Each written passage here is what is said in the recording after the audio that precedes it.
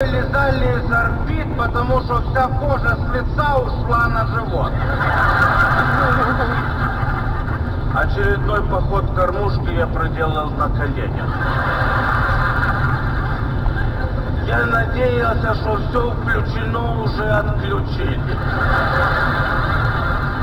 Но все по-прежнему было включено.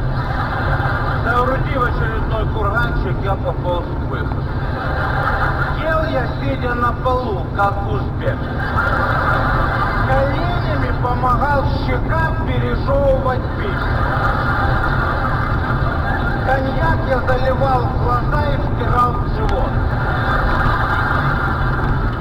Пить мне нельзя, у меня ясно. Мне аплодировало все побережье. Особенно, когда пропихивал в уши финики. Все побережье во главе с мэром Анталии скандировало «Все включено!».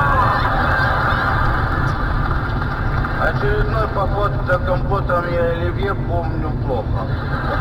На блок памяти сильно давили котлеты. Но мне кажется, отдых удался. Жалко только, что воздушный шар так и не смог слететь со мной и Люсей из Тюмени.